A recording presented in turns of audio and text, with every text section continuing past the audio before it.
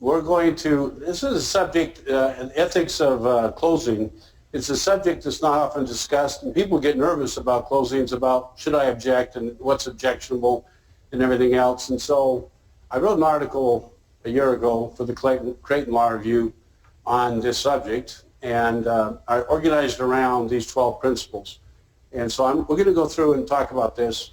I know a lot of you are here in part because it's way too hot with the heat index up 115 to 120 to be golfing. So let it cool down a little bit. We also have Judge Miller here that will keep me straight. If I go too far off, she'll affirm any type of objection you may want to make. I've got some great cases. In fact, one of my favorite cases is Judge Riley's case, just decided at the 8th Circuit a couple weeks ago. We'll see. It's a very fun case. And I'm going to just kind of a general point to begin with, and then we'll go through these different principles. And that is, closing argument is law and legal analysis is supposed to be, major premise, minor premise, conclusion. And of course, it's hard to connect the minor premise, the facts of the case, to the rules, and that's essentially what's supposed to be closing argument. But oftentimes, we get our feet tangled up and do a whole bunch of other things in there. And during the course of the closing argument, one of the problems we often get is you think about is, I think that may be objectionable, but I'm not sure I want to object. I don't know how the judge is going to respond. And also, I don't want to interrupt a closing argument because it may have more of a harm than good. So it's kind of caught between a rock and a hard place. So at least with these principles, I'm trying to give you at least some comfort, at least cover for objections that can be made during closing. Now, one of the things that will come up, it actually comes up in this case we'll talk about, the 8th Circuit case with Judge Riley. And I actually talked with Judge Riley since he decided this case, told him I was going to talk about it in this seminar. And one of the issues that came up that was, I'll just throw this out at the beginning because it's not on the list, and well, it's indirectly in a number of the points, is that what is a timely objection for closing arguments?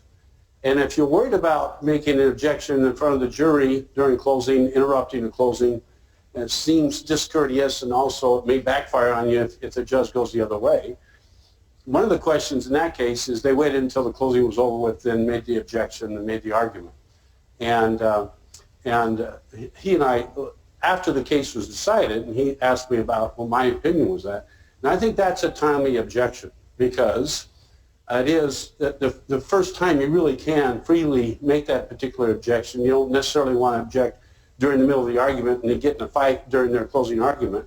But that's one of the issues in the case as to when is the timely objection during closing and whether you do have to object. And that's one of the things that we'll look at. I have a lot of material, more material than we'll have time to go through in the 2 hours that we have, even though 2 hours seems like a long time. I've got a lot of good cases, a lot of good examples for you. A lot of the words on here will be too many, but I put some of the sections of the closing in the actual PowerPoint so I can read from you to get a feel for the closings. And so I've got a lot of materials in a lot of different areas. If you see something you disagree with or some experiences you have you'd like to comment upon, just raise your hand and we'll stop. Now the best information you could get from me today is this. We have Claire Hillian here, who's, raise your hand, Claire.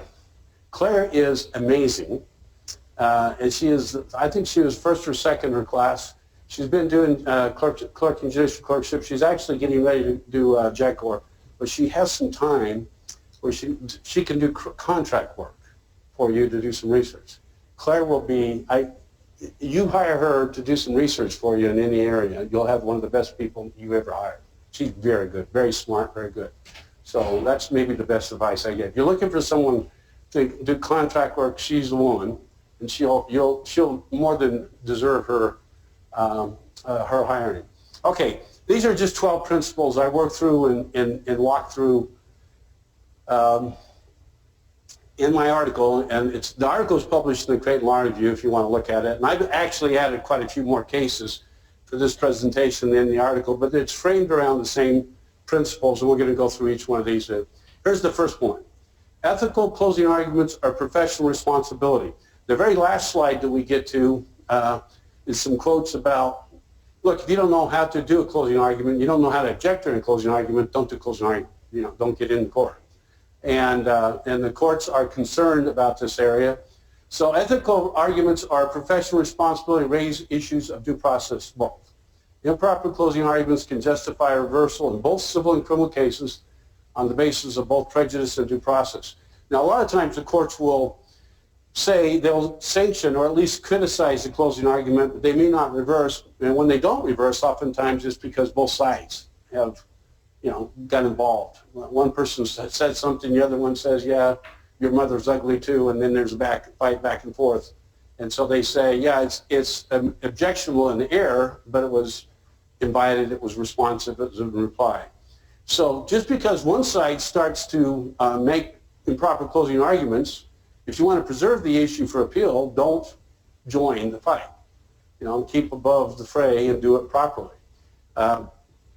Second point, and related to that, here's the most quoted reference of all times for closing arguments. It's out of a U.S. Supreme Court case, the Berger case. And the first prosecutors are held to high court. Now, a lot of the cases come up are criminal cases against prosecutors, but that's not necessarily. There's a lot of civil cases as well. And there are cases against defense attorneys, although it's a little harder because the prosecution can't appeal unless there's a cross appeal or something. So you have a lot of prosecutor cases. But here's an important point. Prosecutors are held to a high standard regarding their conduct, given the possibility that a jury will give special weight to the prosecutor's arguments, not only because of the prestige associated with the prosecutor's office, but also because of the fact-finding facilities presumably available to the office. And the quote that comes up over and over and over again is but while he may strike hard blows, he's not at liberty to strike foul ones. As much his duty to refrain from proper methods calculated to produce a wrongful conviction as it is to use every legitimate means to bring about adjustment.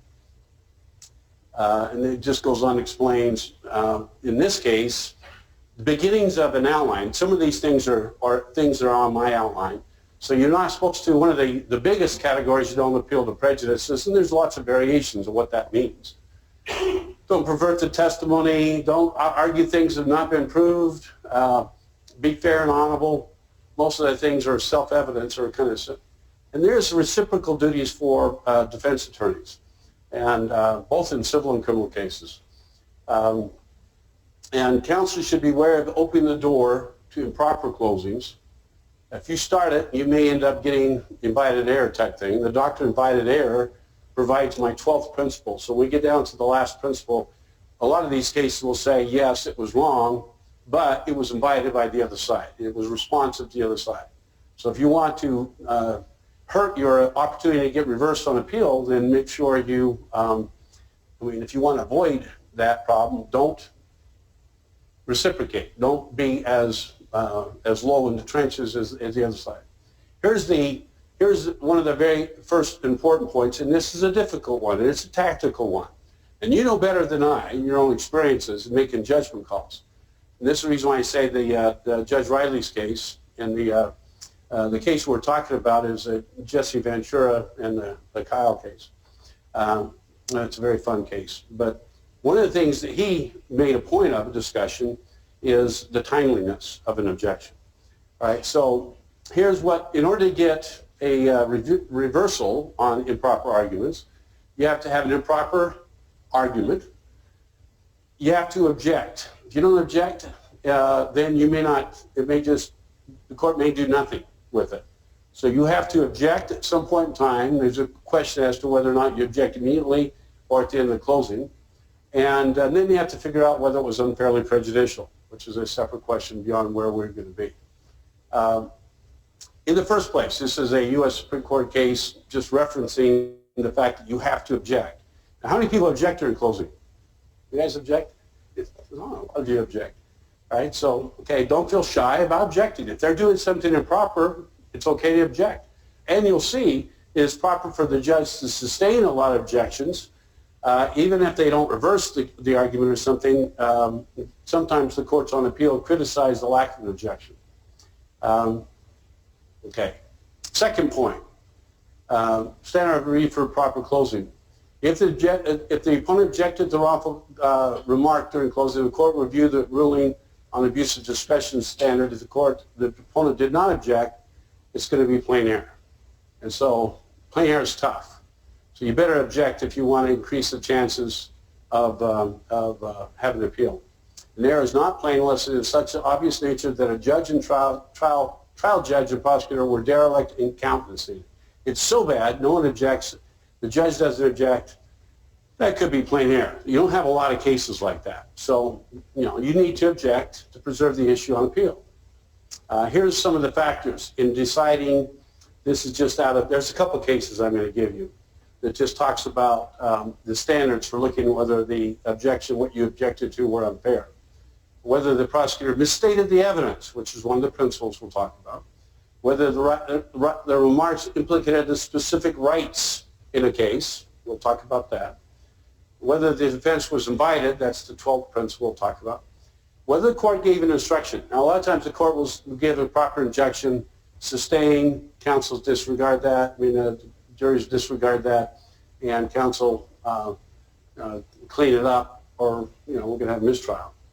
The weight of the evidence against the defendant, whether or not it's harmless or not, and the defendant's opportunity to rebut. So the worst time to make an improper argument is in rebuttal argument on the prosecution side, or the plaintiff side. Because the other side presumably is not going to get up a second time. So if you hold improper closing till it's too late for the other side to respond, then you increase the likelihood that you're going to get reversed on appeal. Here's some other standards. This is out of Nebraska. 2016 case, McSwine. Nebraska authority relevant to whether due process in closing argument. The degree to which prosecutor's conduct or remarks tended to mislead or unduly influence the jury, whether the conduct or remarks were extensive or isolated, whether defense counsel invited the remarks, whether the court could provide a curative instruction in the strength of the evidence. So it's pretty much the same, and it could give you similar cases from a number of states, basically the same idea. Third principle, now we're getting into some of the specifics of improper closing arguments. Counsel may not misstate or misuse the evidence. There are a couple points here. There's a difference between misstating and misusing, and we'll see this again in the Jesse Ventura case, or the Kyle case. You cannot mischaracterize the evidence, right, basically. You can't argue things that are not in argument. And you can't take one thing and make it something that it's not. I just was visiting one of my grandsons, and he was getting a magic trick class. And he came back to show me a magic trick. And he had, picked a couple cards, 6 diamonds and 9 of hearts.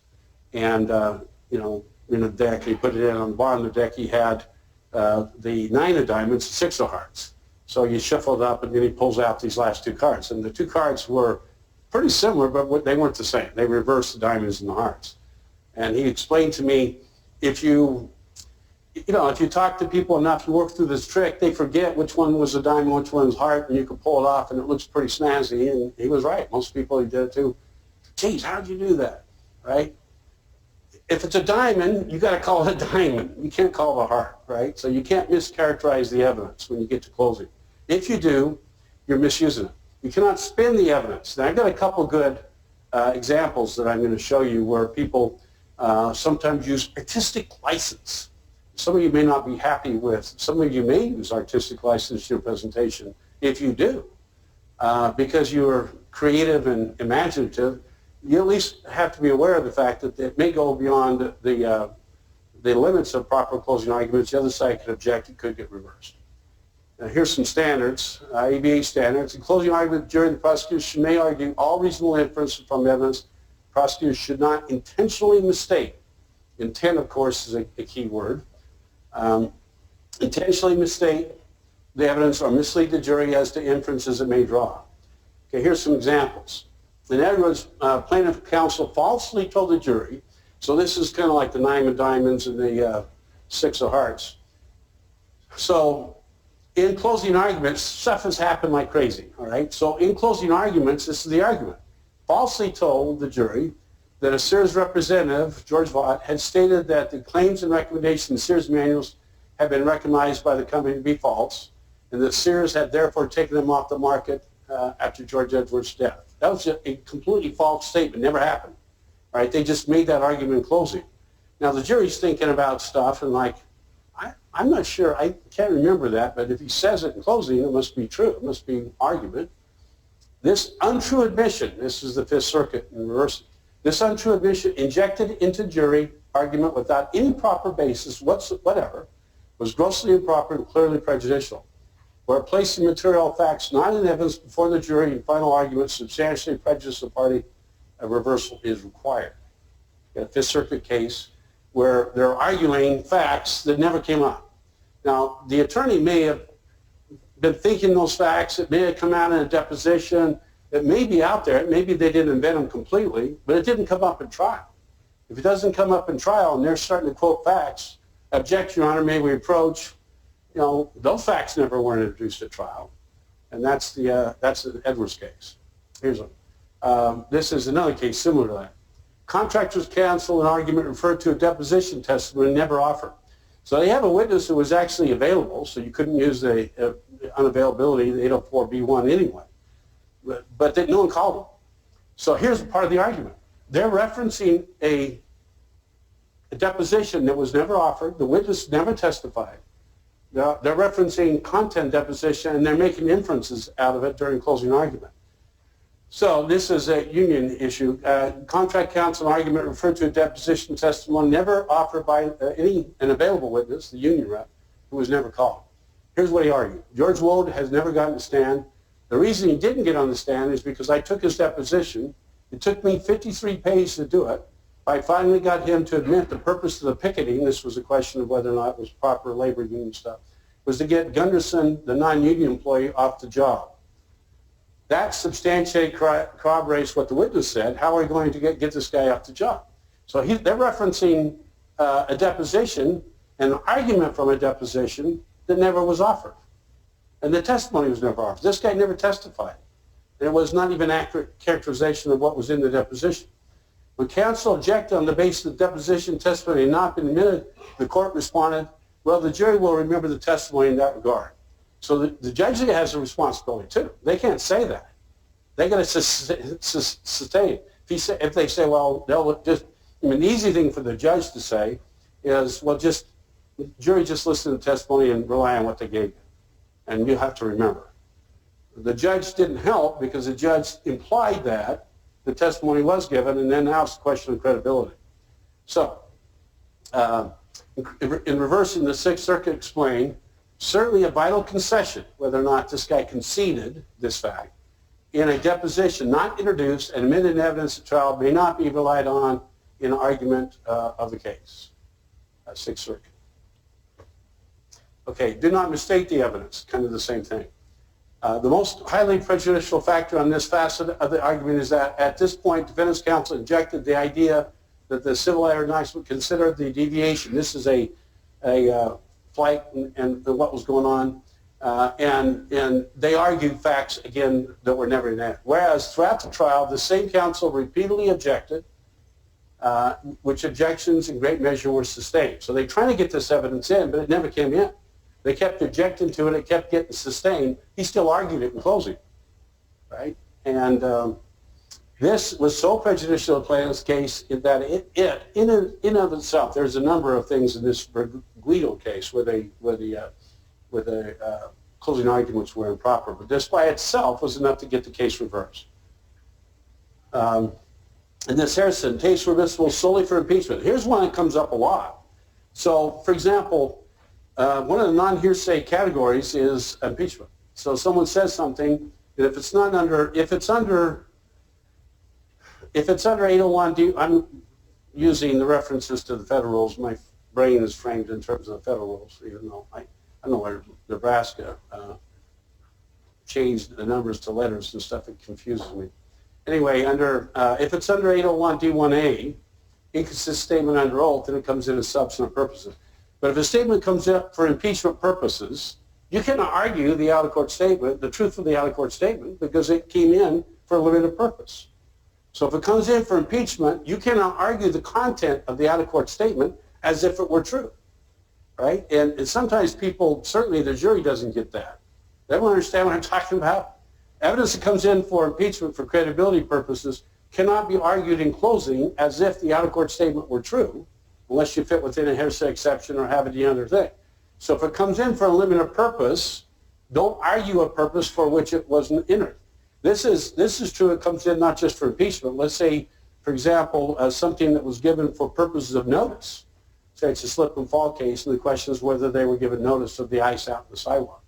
If they were, someone says you got to have ice in the sidewalk, that may be relevant to notice. It may be hearsay testimony, but it may come in to show notice.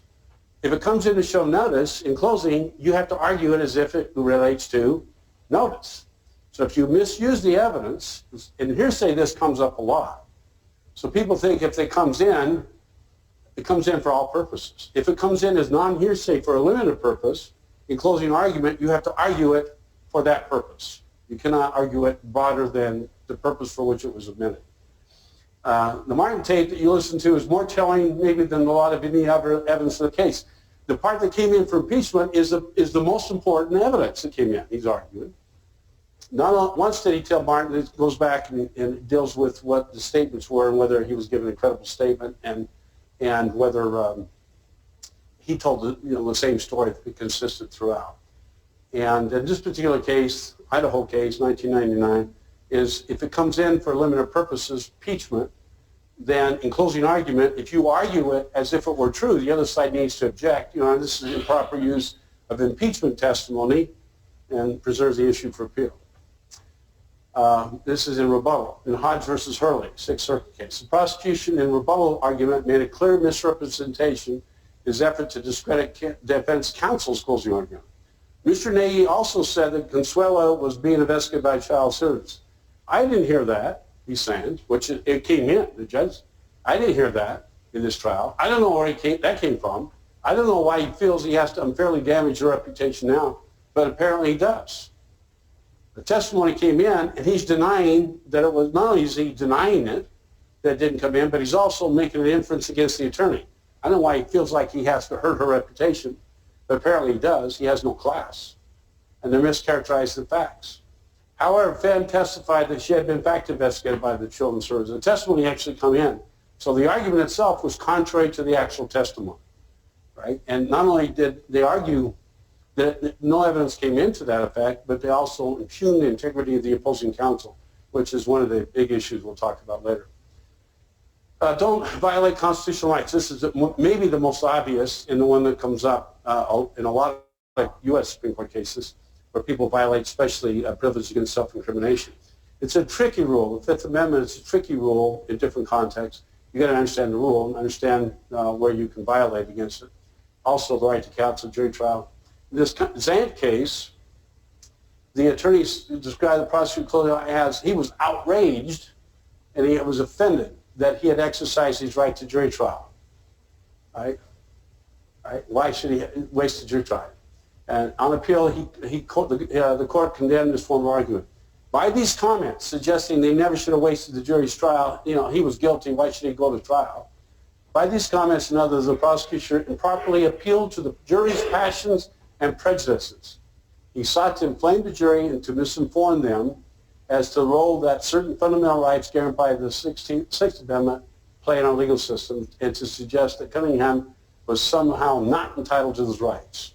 The idea that he was even asked for a jury trial was something that offended the prosecutor.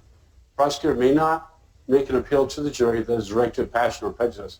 I have a whole bunch of passion and prejudice cases. Some of them are kind of creative and fun, at least fun to look at retrospectively.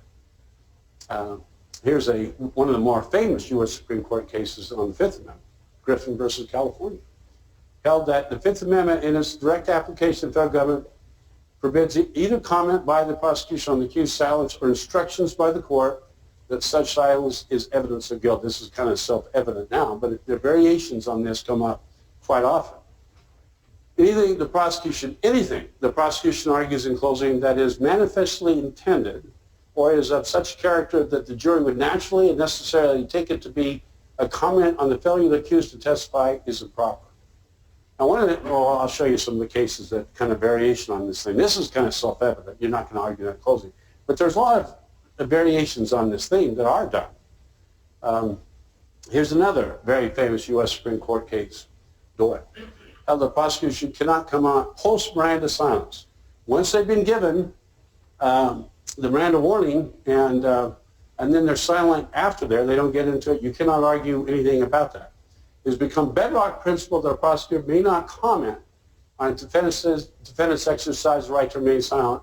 The courts have consistently held even an indirect, and this is where it comes up, even an indirect or inferential comment on defendant's silence can transgress the Fifth Amendment. And this is a footnote that's kind of interesting and also provides some thought. Footnote 11. It almost goes without saying that the fact of post-arrest silence could be used by the prosecution to contradict a defendant who testifies to an exculpatory version of events and claims to have been told the police the same thing. This is like invited error or specific contradiction. They can open the door themselves. If they get up and say, I've been telling the police this from day one, then by doctrine of specific contradiction, you can go after that. But that's about the only time. And that's what it says. In that situation, the fact that earlier silence would not be used to impeach, but rather to challenge the defendant's testimony as to behavior following arrest. That was invited error, kind of argument. Can I comment, even if the accused does not remain silent post-arrest? This is a little trickier case. This case, they interviewed the guy, and they got him after receiving the Miranda warning, so now he's in custody. He's got the Miranda warning. Rather than remain silent, he said, why am I here? Why are you jerking me around? Nothing happened at all. You woke me up. He doesn't come up with the self-defense explanation he uses later on. The question is whether or not you can argue that. At trial, he argued self-defense in an accident. The prosecution properly argued that when he was arrested, he didn't say it was an accident. He doesn't say this was self-defense. Right? Once he was arrested, given the Miranda warning, then if you argue he didn't make that argument, here's what he argued after he was arrested, then that's a violation. The court explained that the post-arrest comments, such as, what's this all about, you've got to be crazy, for Doyle purposes are the equivalent of silence. So you cannot argue that just because he doesn't come up with his defense theory at the time, it's a contradiction. It's not the footnote 11 that we just talked about. Cannot come out in non-testimonial demeanor. This is very interesting. This is a subtle variance, make an inference. U.S. versus Pearson, 11th Circuit case. Prosecution's comments about the accused's non-testimonial demeanor constitute a reversible error. So now we don't have the witness on the stand, the defendant on the stand. He's in court, and he's acting, right? Now he's giving potentially verbal comments, right? So if you look at the defendant, he may be squirming, he may be laughing, he may be nervous, he may be reacting, and the question is whether you can refer to that in closing. The answer is no, right? You can't talk about his verbal responses, even during the trial. You saw him sitting there in trial. Did you see his leg going up and down? He's nervous. You saw how nervous he was sitting there. Do you think he is afraid? The court explained, it is clear that the defendant's behavior off the witness stand in this instance is not evidence subject to comment. You cannot comment about, this is a variation on a theme. If they have a privilege against self-incrimination, you cannot infer from their body language what they're saying. You cannot make comment about what they're saying off the stand. U.S. versus Wright. Court held improper the prosecution's comment on the accused's non-verbal, humorous, angry response to testimony. Same situation, where they're trying to pick up the fact that the guy's laughing at some of the testimony, and it's inappropriate laughter, and it's disrespectful and everything else. And so they're trying to dig into it. And the court makes a couple interesting points here in this comment that I think is useful. That the jury witnesses the court behavior in any event does not make it proper for the prosecutor to tell them. They can see it. You can't play on it. Right? Just because they see what's going on, you cannot play on that. Right? That they may consider as evidence of guilt. What the jury may infer, given no help from the court, is one thing. What it may infer when the court, in effect, tells it the court behavior of the accused constitutes evidence against him is something altogether different. Don't comment on the nonverbal behavior of the accused during the criminal trial. If anything, when requested by defense counsel, the proper course of the trial where a defendant has engaged in unruly courtroom conduct is instruct the jury to ignore the defendant's behavior's deliberation. This is difficult, and it comes up issue. There's a couple of cases just happened just recently in Douglas County, and where one of the accused got in a fight with his own attorney right there at counsel table, smashed his attorneys in the face, right, and getting in a fight with his own guy right in the middle of the trial. And geez, you know what the judge is going to do here? I'm going to mistrial because, now in that type of situation, it would be improper for the prosecutor in closing argument to make a point of that, right? But you don't need to make a point of it. The jury gets it, right? But if you wallow in it, that's what's improper, right? You cannot draw attention to something like this. That would be improper closing argument, right? And from a practical standpoint, when you hit oil, stop drilling. If you could vote, you'd say, yeah, I wouldn't mind the defendant beating up on his attorney during the middle of the trial. All right, that's okay if they want to do that. So don't draw attention to something that was not part of the trial. Even though that was indirectly part of the trial because it was going on during the trial, it's not part of what you can do in closing argument. Permissible to argue pre-arrest silence. This is one, there's actually several U.S. Supreme Court cases on this that have come up recently. Brecht versus Aberson. How the Constitution does not prohibit the use for impeachment purposes of defendant's silence prior to arrest, prior to Miranda. The first thing petition claimed that the shooting was an accident when he took the stand. It was entirely proper and probative for the state to impeach his testimony by pointing out the petitioner failed to tell anyone before the time he received Miranda. So in criminal cases, you got to keep track of a timeline here. It happens before Miranda, and there's a number of cases. The Salinas case is the most recent U.S. Supreme Court case. I don't think I have a slide on that. But in that particular case, the Salinas case was where they're talking to the guy and hadn't been arrested, and then they say, well, would the gun match your, would the rifle ballistics match the victim weapon, the weapon, and then he shut up, and then the police were, he started shuffling around. He wouldn't talk to him anymore. That was all pre-Miranda. It was okay to comment on that, right? So you have to know when and when you cannot. Once they give Miranda warnings, then you're done as far as comments on their behavior, unless they themselves open the door by giving contrary testimony at trial. Here's the fifth principle. And this is the longest principle, the most examples I could give you. I could break this down to a whole bunch of different things. Here's part of the heart. Don't appeal to prejudices. This is civil and criminal. And this happens as much in civil cases as in criminal cases. And I see a lot of people, and a lot of very famous trial attorneys who do this purposefully. And there's some subtle ways to do it, and there's some clear ways to do it. So, for example, if you're dealing with, if you're a plaintiff against a big corporation, Walmart, and you keep wallowing in the fact that Walmart has a whole bunch of money and your guy is poor, that's appeal to prejudice, by the way. And that's done all the time. And people do it in subtle ways, they do it in other ways. And of course, the corporation tries to personalize themselves by calling the people of, make it personal rather than a corporate entity. That's an appeal to prejudice, and I'll give you some examples. Here's another U.S. Supreme Court case on appealing to prejudice. Darden versus Wainwright, one of the more famous cases. A prosecutor may not comment designed to inflame the passions or prejudices of the jury, condemning the following closing. This is, unless you think this is extreme, I've got some examples like this, even worse than this in Douglas County. He shouldn't be out of his cell unless he is on a leash on him and a prison guard at the other end of the leash. I wish Mr. Truman had a shotgun in his hand when he walked in the back door that had blown his face off, the accused's face off. I wish that I could see him sitting here with no face, blown away by a shotgun. I wish someone had walked in the back door and blown his head off. He fired at the boy's back. Number 5, saving one.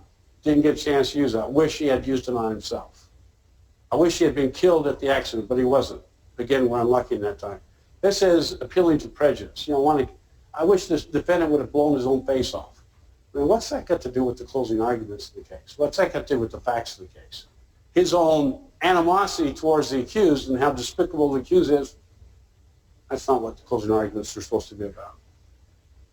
There are lots of variations of this. This is one of the references that sometimes people hear, the golden rule. And the golden rule actually has a nice little fit. but it's also often expanded beyond that bit. I was in a CLE one time, and a criminal defense attorney, I won't tell you the name of the person, but he's saying one of the things he does in closing argument is to say, I want you to imagine that the accused was on the stand, he had a sheet over his head, and you didn't know who it was, but before you render your verdict, they take the sheet off, and it's your son. Right? You can't do that. Right? That's improper, because you're personalizing the victim with the jury. You can't do that. That's a classic mistake. So no golden rule arguments. Counsel cannot excessively personalize with the victim. The golden rule prohibition holds, and I didn't mention this after the lecture. Everyone would say, wow, that's a pretty cool argument. And I said, I don't know about that. When they say ask the juries to put themselves in the victim's place, that's basically the golden rule, right? You cannot do that during the closing arguments.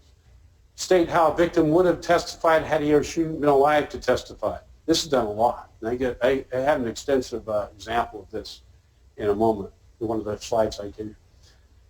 You cannot just poetic license say, and give a narrative of what the person would have said if he were there.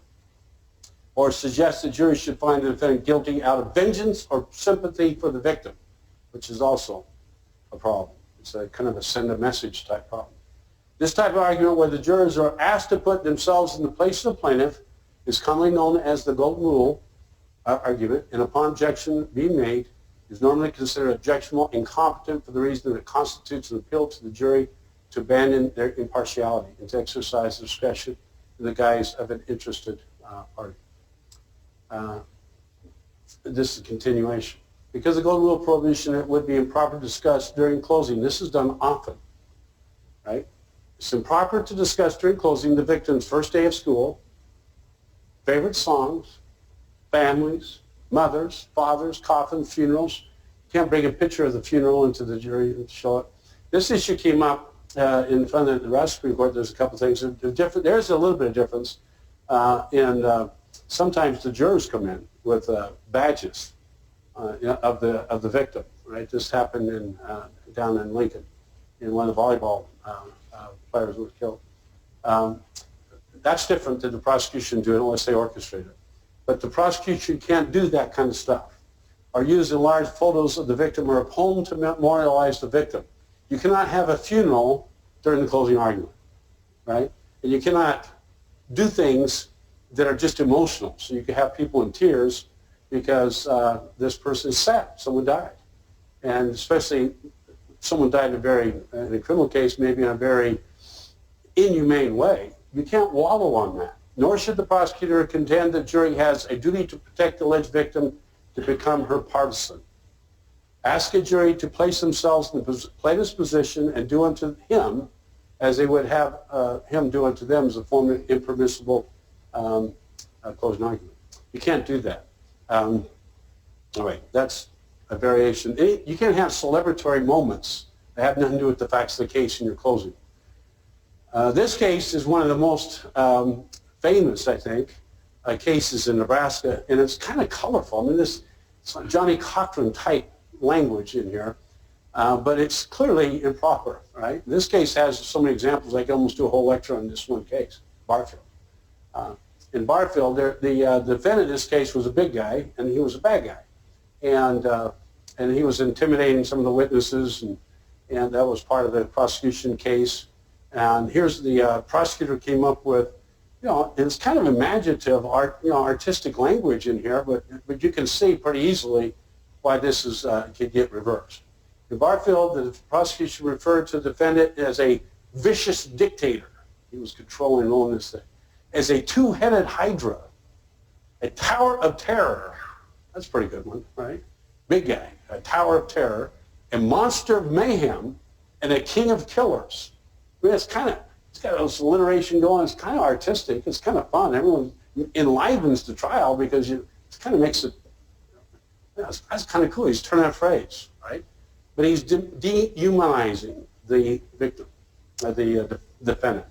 Without deciding whether these hyperboles alone would justify, the court condemned such dehumanization of the accused. I have more out of the Barfield case, so you can see why that by itself was not.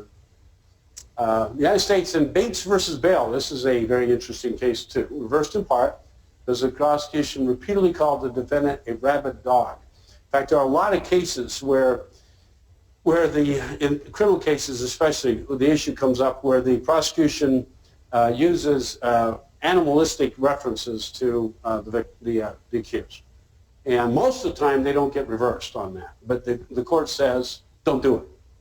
But they still don't reverse it if they just call them names and make them deep.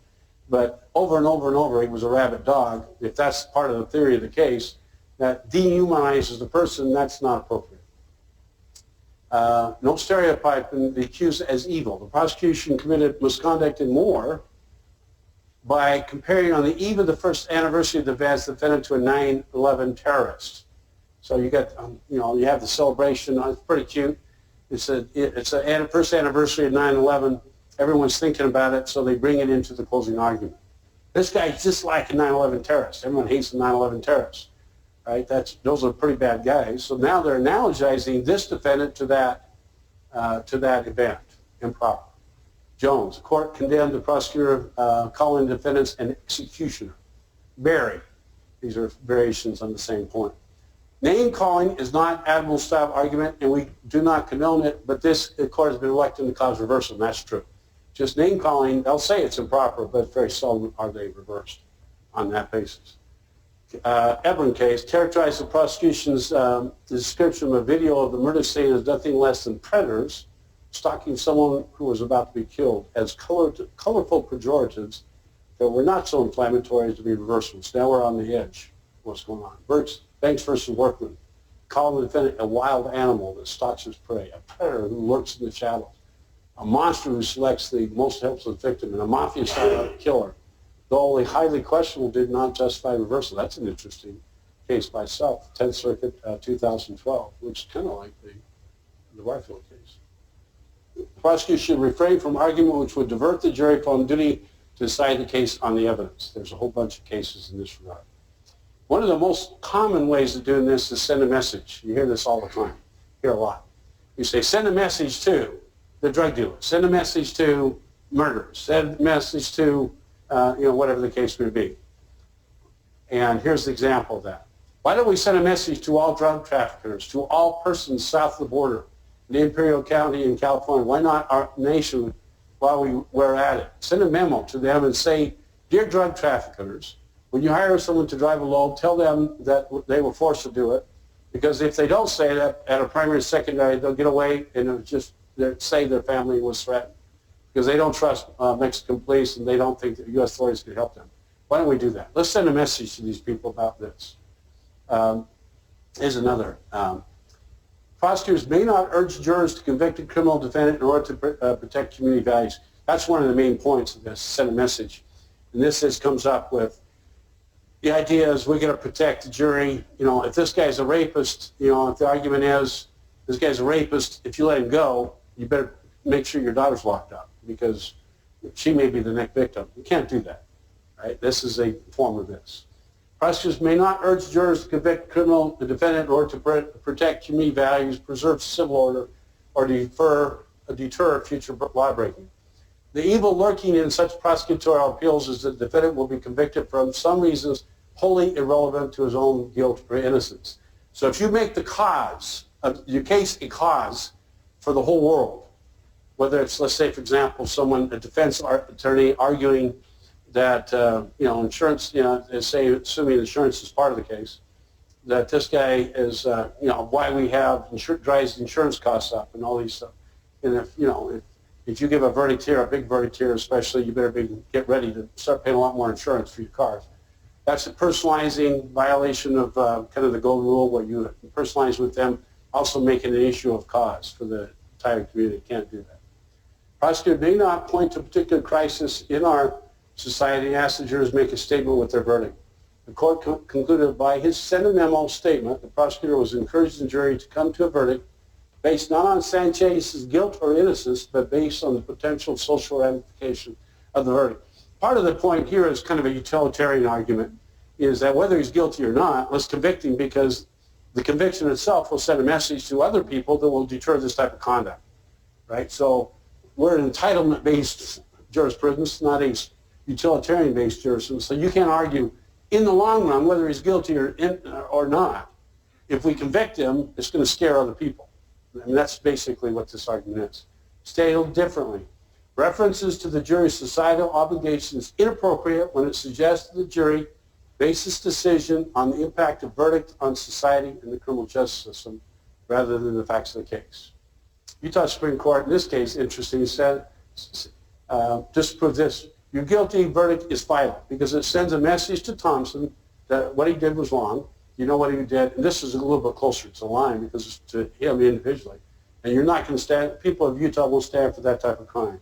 That's a little bit further off. Campos, another Utah case.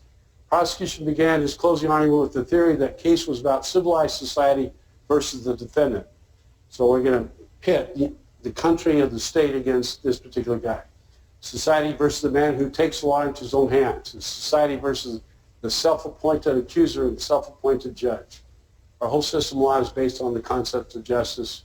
It goes through, and then he comes off the facts of the case, which simply means that when you commit a crime like this, when you come down your fellow neighbor in the most tragic of ways, stealing from him his ability to run, his ability to bike, his ability to walk his daughter down the street. Now we're going beyond the facts of the case and arguing some of the social consequences of the action. If you do something like that on our streets of our community, then you should be held accountable. Hold campus accountable for action and do that, finding guilty in all counts. Reversing, the court held that these arguments cross the line of permissible argument by asking that communal vengeance rather than judgment be consistent with the jury, rather than following jury instructions. Back to base versus bill. Improper for the prosecutor to invoke the juror's fears or sense of vengeance, which is essentially the same point, as part of the closing arguments. Courts have generally held that determination of guilt must not be the product of fear or vengeance, but rather intellectually compelled after disinterested, impartial, and fair assessment of the testimony that has been presented. And the point, the rationale why we have this rule, is that the appeals to fear, vengeance, passions, and prejudice divert the jury from its duty to decide the case. For example, in base versus bail, verse because appeal to the fears of the jury by suggesting that refusal to sentence the defendant to death will likely sentence future victims to death. Here's the examples. This was over and over and over throughout the whole closing argument, right? And this is kind of a prototype. The base versus bail is a good example. I think why I have a lot of words here, is to it's basically the argument is if you let this guy go free, someone else is gonna take a hit. Someone else is going to die. Someone else is going to be attacked by him. Throughout the summation, the Coffee County prosecutor continually told the jury that they would become an accomplice. This is kind of like a, now we're going back to the jury, golden rule. You cannot involve the jury as the actors in the case and identify and personalize with them. To this crime by permitting this man to live, capital punishment case, and argued that the jury would be responsible for future deaths if they opted to sentence space. If you give this guy life and he gets out, he's going to kill again, and you're going to be an accomplice to it. That's what the argument is. By permitting this man to live, we, in essence, become an accomplice. We have assisted him in his criminal undertaking. If you, based on law and the facts of the case, choose not to execute the defendant, you have passively issued a warrant for execution of someone else. Social consequences, in the future. Someone else being harmed. We don't know who it is. We don't know when it will take place. Could be your daughter. Could be your son. Could be your family. Could be you, right? Threatening the people personally. We don't know when it will take place, but ladies and gentlemen, I think you can see from the proof in this case, the only thing will be left out of the warrant of the execution that someone else is to receive, if this man lives, is the name of the victim. We know it's going to happen, he said. We know he's going to kill again. If you don't kill him, he's going to come back. Right? This man is going to kill if he's not stopped. Even his own psychiatrist hired him paid by us, the state. Even Dr. John Griffin tells you this man is going to kill again as he deems it necessary, his own framework of what he thinks is right. Right? So this is scaring people, right? If you let this guy go, you're going to be responsible for the next person he kills, and he will kill, right? For a future argument of what's going to happen in the future. Where it's fundamentally fairness in that to let this man live, in essence, to send someone else to die. Okay, he goes on and on and on. I don't want to read any more of this, but don't let Bates be his executioner. And please don't vote for life for him and death for them. Right? Over and over and over through the whole closing argument is a threat to future third parties. Same thing. Zamora, the prosecution, hey, Zamora has raped this victim once. If he's not found guilty, he will get away with it again. Could be your daughter. Could be yours. On appeal, the court held the prosecutor's statement to be improper. The statement transcends the limits of fair discussion of the evidence. Rather than sustaining Zamora's objection, instructing the jury to discard their remarks, the trial court overruled the objection, and the result is prejudice layer. That compounds it. The overruling compounds it because it's like, that's fair. It's okay to do that. Overrule. So the judge has got to sustain it to begin with. Otherwise, it kind of highlights the fact that it's probably a good argument. Do not argue social issues that may affect the jury. In the Guarantee Service Corporation case, held a improper defense insurance company characterizing plaintiff as a greedy insured and arguing that exaggerated insurance claims cause increased insurance premiums. This concern for social issues, especially social issues that may affect the jury, is inappropriate. I don't remember if I have a slide on this. Let's see if I got this one. Well, let me tell you, there's a Utah case where the whole closing argument was around, was a mischaracterization of the McDonald's coffee case, saying that's how we get these type of coffee cases through per diem judgments, and McDonald's was not a per diem judgment case. And they misused the McDonald's case and said, you want to be on, Jimmy Kimmel on television, probably being stupid jurors and get these big verdicts out, because that's exactly what's going to happen if you do it here. Same problem. Okay, so don't argue social issues. Don't argue about greedy insured. Don't argue about insurance premiums. Social issues beyond the facts of the case. Whitehead case. This is a subtle one, a little bit more subtle, but it comes up a lot, especially in smaller towns against big corporations. Counsel should not make an us against them plea in the community against a non-resident corporation. So if you have Walmart being sued in Nebraska, in a small town in Nebraska, and you have, this is kind of a classic Jerry Spence type argument where I'm a small town country guy, I don't know what I'm doing, I don't know how I can compete with these big corporations, have limitless money, and here's this poor little guy we're representing. Okay, so Whitehead. Whitehead's counsel made statements that appealed to local bias. On numerous occasions, remind the jury that Kmart is a national, not a local, they're not part of us. Right? They have stores here, but they're not really part of us.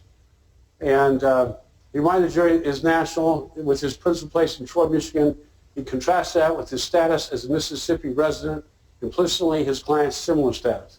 As a little old lawyer down here in Mississippi, take on a big national corporation. So you're appealing to the prejudices and kind of pick a good versus bad idea. I knew I had to bring this best experienced person in security I knew. And now when I, as a lawyer here in Mississippi, as a local guy, bring action against a national corporation, having done this a few years, they're tough cases. The problem is way up there in Troy, Michigan, they don't know us. They're not part of us. They just got all bags of money and they don't care about us.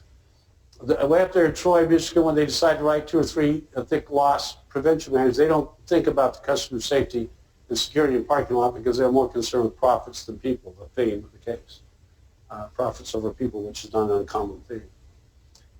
Court concluded this blatant appeal to sectionalism would be made in federal court this day is nothing short of amazing. Well, I think that's probably more common than that court suggests. It goes without saying that such conduct and comments have no place in federal court. Worse still, they prevent a fair trial. If you're trying to make yourself the small nobody that has nothing against a large corporation, and that's the justification for the judgment, they can afford it, they have the money, and these people need it. That's not based on the facts of the case. That's just kind of a Robin Hood argument, and that's what they're criticizing here. Arguments which invite a jury to act on behalf of the litigant become improper, conscious of the community arguments when the party's relative popular appeal, identities, or geographical location are evoked to prejudice the viewpoint of the jurors. Thus against them, arguments improper. When such arguments are used, as here, against out-of-state parties, they carry the potential of substantial injustice. Class prejudice. This is this U.S. Supreme Court case. This is essentially the same point. This is one of the classic U.S. Supreme Court cases on this subject. They're arguing class arguments against the rich against the poor are improper arguments in closing. And appeals to class prejudice, this is the kind of bottom line of the Saucony case. Appeals to class prejudice are highly improper and cannot be condoned, and trials should ever be alert to prevent them, trial courts. Some of the statements which respondent now object fall in this class. They were, we think, undignified and intemperate. They do not comport with the standards of propriety expected by the prosecutor. Wittenberg, similar case. While counsel did not explicitly mention Warner's financial resources, he raised the specter of Warner's wealth by alluding more than once to the vast amount of money spent on defense. Comments on the wealth of the party have repeatedly, unequivocally been held highly prejudicial and often have warranted reversal. So if you wallow in the fact that the other side's brought in huge, expensive demonstratives, and they bring in 4 or 5 attorneys, and you make a big point that these guys have limited resources to fight this, and you're just a little old country lawyer in Omaha, Nebraska. If that's the argument, that's the point. It's not proper. Hoffman versus Brand. The closing arguments, party procedures right. Justice is to be accorded rich and poor alike in a deliberate attempt by counsel to appeal to the social or economic prejudice of the jury, including the wealth of poverty of the litigants, is misconduct where the asserted wealth of poverty is not relevant to the case. Now, it could be even in punitive damage now after State Farm versus Campbell. That case, one of the reasons why it got reversed is because the argument was State Farm makes $1 million a day on improper bad faith refusal to settle cases. And so you got to hit them a little bit. So, and the U.S. Supreme Court, even in State Farm versus Campbell, of course, you guys don't do punitive damages here, so you don't have to worry about it. But if you're outside the state and you're arguing punitive damages, even in those cases now, they've taken away this issue. State Farm says you cannot make a point just because State Farm has a lot of money, you got to hit them hard. Can I refer to plaintiff's affluence? Same point. I don't want to go on this too long. Same thing. We've done it here. Okay, here's the earlier cases. The railroads. This is, of course, railroad town. The court condemned reference to petitioner as an Eastern Railroad sectionalism, local law.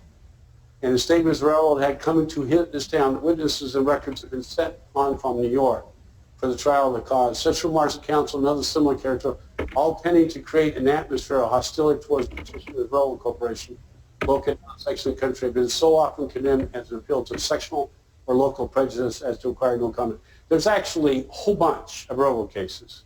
And of course, we're UP centered here, relevant to who we are. But there's, the railroad is so big, it's almost like the government, and it's so massive, has so much wealth. Pointing on that and making a point of all that, and especially when you're talking about someone who's not part of our community, that's all improper argument based on bias, anti-corporation bias. Have we got to fight the bank accounts of all these mighty corporations? Held to be improper arguments seeking to invoke anti-corporate bias. Now, don't argue bias. Argue the facts. Cannot argue railroads against railroads. This is another railroad case. I have a whole bunch of railroad cases. Simmons, same thing, anti-railroad.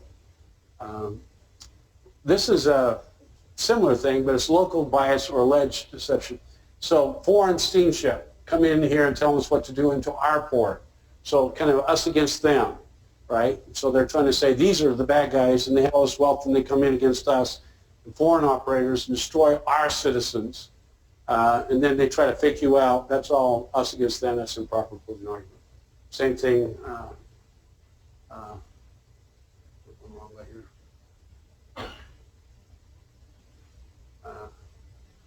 I lost track of where I'm going. Too redundant. We'll skip these. I'm running out of time. Okay, here's another one. Do not analogize to famous bad guys, right? And this is actually done quite often, where you pick someone who's really bad, and in this case, Richard Nixon, now we're in the Mr. Agnew. They end up becoming a history byword at some point in time. They argue that when they did not have a defense, they attacked the attacker. You're just like Nixon and Agnew, right? Or you can use this case. People don't like Trump, they can throw in Trump in there. Some way to kind of analogize to someone else that other people may not like. The plaintiff further argued in many ways this case has been tried a little bit like a rape case You don't defend yourself against the crime. You attack the integrity of the people who were injured. You attack the witnesses. This is, the OJ case, the twin devils of deception, Furman and Van Adder. That's an attack on, you got the DNA against you, so the only way you're going to win the case is you attack, in this case, you attack the witnesses. Because if you don't break the chain of the DNA, then you're done. So now you have the twin devils of deception, Furman and Van Adder, which is a variation of this type of argument, although they won that case. Do not argue social effects of verdict. This we've already kind of talked about that. It's a variation of the golden rule. Do not violate the golden rule. Here's some more other examples. The prosecution suggests to the jury to try to put himself in the place of someone that might run into at night is a version of impermissible golden rule. Right? So if you talk to the jury and argue to the jury that they may be out there or their family may be out there, or they try to imagine what it would be like to visit that guy, that's a violation of the golden rule. Prosecution cannot properly threaten the jury that acquittal would jeopardize them personally. That's kind of another variation of the golden rule. Let me see if this is the one I was telling you about, Doyle versus Christensen. I have a slide. This is what I was talking about say during closing arguments there was a negligent case and they were asking for a per diem award. And in the per diem award, they try to make a point, because it's kind of magic. What does per diem mean, right? And what does that even mean? So they said, because it's a term of art, talking about how much money would you take on a daily basis to have these pains and injuries on a daily basis multiplied by how long he's going to be alive. So this is the argument. It says that, ladies and gentlemen, they want a lot of money for this, a lot of money.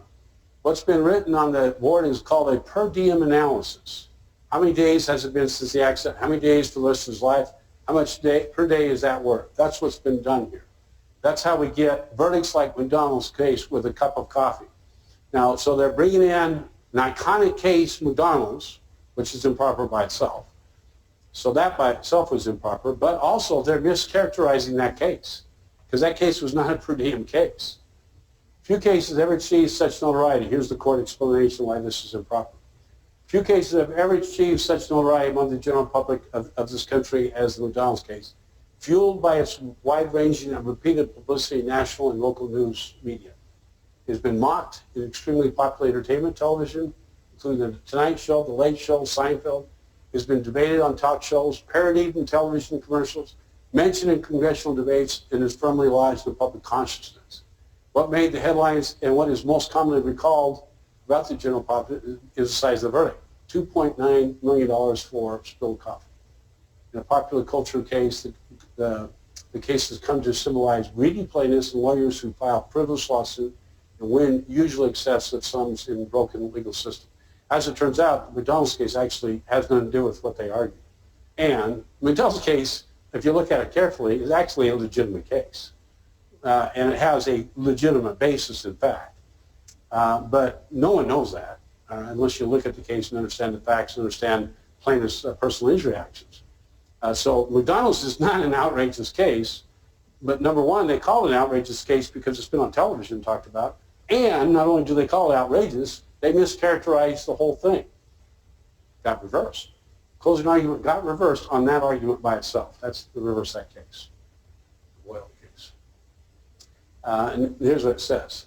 The candidate needs the case arouse public passion as described early in the opinion. The fact that the judge did not sustain the objection, which is also one of the relevant facts, thus allowing the jury to believe it was proper to consider McDonald's coffee case when deciding the verdict. The misrepresentation of McDonald's coffee case as a per diem analysis that could have convinced the jury that it was similar to the case, which it was not. The size of the pain and suffering damages awarded by the jury, which certainly could have been the product of entirely rejecting a per diem analysis. The court concluded this erroneous reference might be compared to a drop of ink placed in a vessel of milk. I like the analogy. It cannot long be seen, but it surely remains there to believe its contents. So this case got reversed by that argument, by arguing the McDonald's case. Lumpkin, you cannot appeal to the fears of jurors. The court held that the reference to appellant's propensity to shoot someone in the future borderline on the threat to the jury that acquittal would affect them personally. He will do it again. We've seen this. I don't want to. Do not refer to outside notorious cases. We've talked about that already.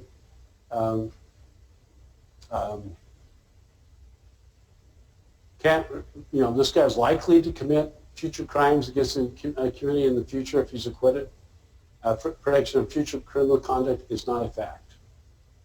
Neither is there a claim by the state that anyone was maimed or killed. We view these as inflammatory statements calculated to influence a jury to determine guilt on factors outside the evidence. So don't make predictions about what's going to happen either in a civil or criminal case if the verdict goes one way or the other. That's an improper closing argument.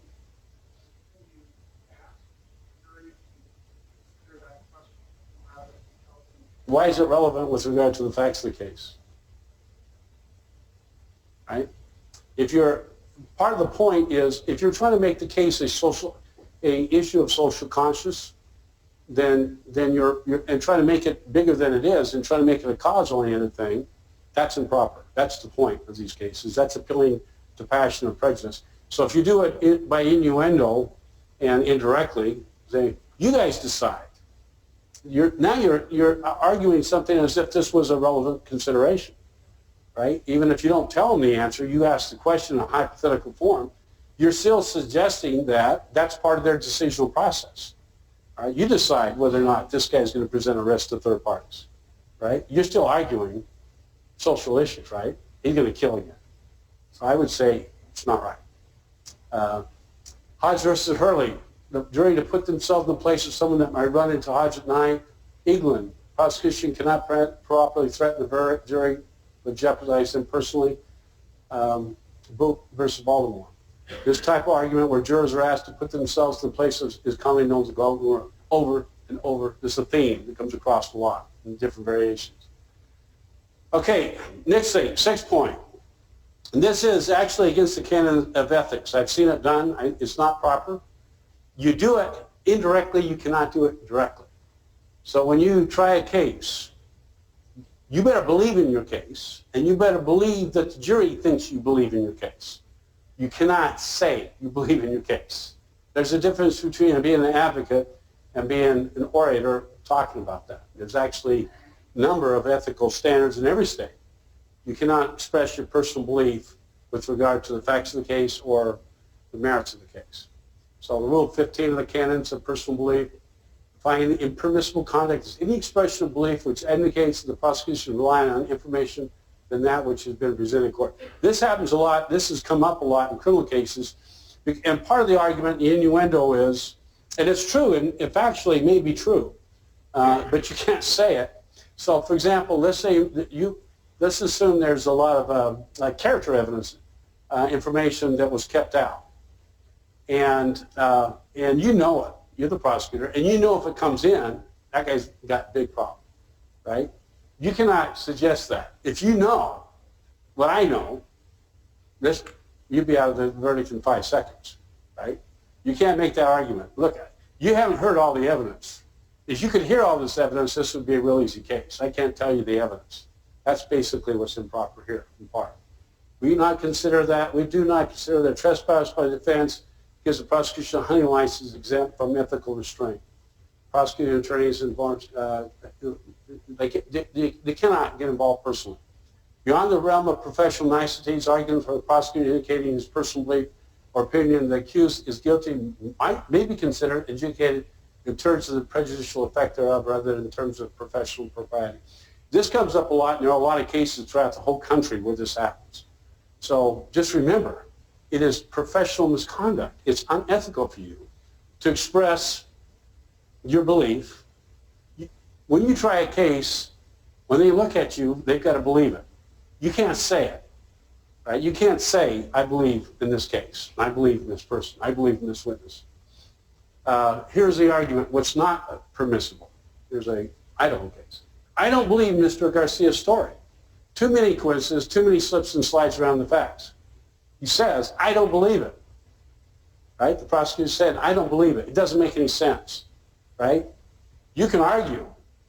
You don't have, without saying, I don't believe. You can say, look at the coincidences in this story and look at all the slips and slides around the facts. But you can't say what you believe. We agree with Garcia to the extent that he asserts there was error for the prosecutor to express a personal belief. or opinion as to the truth or falsity of Garcia's testimony. Statements of personal belief or opinion as to credibility of witness are not only improper, they also rise to the level of unprofessional conduct. This is specifically within the canons of ethics. No personal belief about, you cannot express civil or criminal case, the personal beliefs about a witness or about the cause. Right? You can't say what you believe. Huh? Well, okay, and that's a good response, and partially here, and maybe it's humorous. And the thing I tell my students is, look, you be an advocate, and the most effective advocate, just don't do something wrong. Just because you can get away with it doesn't mean that it's not wrong, right? The judge may say, look, I'm not going to have this case, I'll try it again. But just don't do it. I tell my students that your integrity is more important than anything else you take into the trial. And over the long run, people know who they can trust, and juries can sense who they can trust. And if you become someone who cuts the corners and gets away with it because it's harmless error, it's still error. It just maybe didn't affect the outcome, but it's not the type of thing that I would not. You can say, well, you're not a trial attorney, you're not getting involved in this, so you don't realize how down and dirty you have to be. That may be. It's not the ethical response to this thing. And I also believe, and maybe I'm foolish and simple-minded, I've tried a few cases, but I also believe that the person that the jury trusts with their behavior and their conduct is the one that wins the close counts. If they think you're slippery, you impact on your own verdict. If they think you're doing something improper, they're going to hit you, and then your client's going to hurt. Statement, she told the truth. You know she told the truth is different.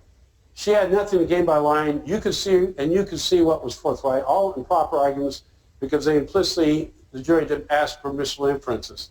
This goes on, and we'll give some examples, because there's some close lines on this one.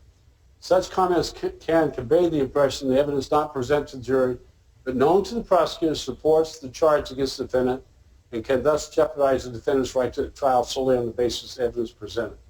Prosecution opinion carries with it imprimatur of the government and may induce the jury to trust the government's judgment rather than view its own. Trust me, I represent the state, right? I don't have a diagnosis. I represent the state. Trust me, this guy's guilty, right? Don't make that argument, because they're not supposed to trust you. They're supposed to trust the evidence, right? And I don't believe Garcia's story. Too many coincidences. We already reached that. Thompson, Papps, Kansas case. Review the transcript. Show the prosecution accused Papps of lying at least 11 times. This is a variation. It's the same point, but it's a variation on a thing. So you cannot say that the Garcia was lying. In fact, no witness should be allowed to say this, right? And so it's objectionable if he says that guy's lying. That's objectionable. That's not a proper opinion. During the defendant's testimony, you heard 42 times, I don't knows. I don't knows. You heard many lies that I think you heard. You heard many lies that I think you heard. I think you heard a lot of lies. I personally believe that they were lying. That's not right. Defendant sat right before you and lied to you about what happened. So he's saying, implication, if not literally, he's lying to you. He sat there and lied to your face. While defense attorney's talking to you, remember one thing, the state put the facts in front of you. We didn't lie. They lied. We didn't lie. We're good guys. They're bad guys. They lie. We tell the truth. Right? We didn't hide anything. We put all the facts in front of you to decide because the state seeks justice here. I'll worry about justice. They're trying to get away with this bad guy. They seek the proper result based on the evidence and what the defendant did. He lied to you many, many times. He lied to you. So when Fox talks to you and remember his client, the defendant lied to you. Just remember that. I looked into each one of your eyes and I tell you he lied to you. I'm looking in your eyes. I'm telling you he's lying. Improper argument. Right? The state tells you he lied. The state of Kansas, no less. Objection, Your Honor. It's inappropriate for him to make. That's a fair comment, Your Honor. Overruled. Right? And the fact that he got overruled itself is part of the problem, because when you're looking at this for reversible error, the judge, by overruling the objection, actually compounds the problem, because it's like it's fair argument. While counsel in terms of state of prosecutor, the assertion that Papps lied was improper, It was improper for the prosecution to claim we didn't lie to you in an attempt to bolster the credit of the state's witnesses. All right? Do not express your personal belief in the cause of the case or in witnesses' testimony. Everything you do, by your demeanor, by your action, should convey that you believe in your side. You cannot argue your personal belief in your side. You cannot articulate that point. The state's characterization of the prosecutor's statement that a defendant's lying is a comment on the evidence misses the mark. The point of not allowing a prosecutor to comment on the credibility of a witness is that expressions of personal opinion by the prosecutor are a form of unsworn, unchecked testimony, not a commentary on the testimony. Its implication is, look, I know, and I'm telling you what the facts are. Don't worry about the trial. Look at me. I'm telling you how you should decide this case. Right? That's why it's improper. Ignored his special obligation as prosecutor to avoid improper personal insinuation. Because he represented the state of Kansas, the jury might have misled to thinking his personal opinions were validated by weight of the state of Kansas. Such prosecutorial vouching places the prestige of the state behind the prosecutor's personal assurances. I know it's going to be tough going back in the jury room. I know it's tough always making this up, but trust me, this guy's a bad guy. This guy did it. You don't have to worry about the evidence. Just trust me, right? That's what essentially they're arguing. You can't do that. When the district court overruled his objection and allowed the prosecutor to continue accusing Papps of lying, what was the jury to think? The prosecution's improper comment, I tell you he lied, which the jury had moments before been told to disregard, was then resurrected, endorsed by the district court. The jury likely sees little difference, and there is none, between the prosecutor personally calling the defendant a liar and the state calling the defendant a liar. This court's endorsement may have increased the prejudicial effect of the improper comments. That's one of the issues for appeal. Oftentimes, if the judge jumps in and says, sustain, counsel, stay on the facts of the case, quit expressing your personal comments, they do something to reprimand the witness, then it's less likely to get reversed on appeal. Zamora, we've talked about that. The problem is reversed compounded by the judge's overruling. State versus Salter. The new trial granted when prosecutor witness lied and judge overruled objections. There was a fair conclusion.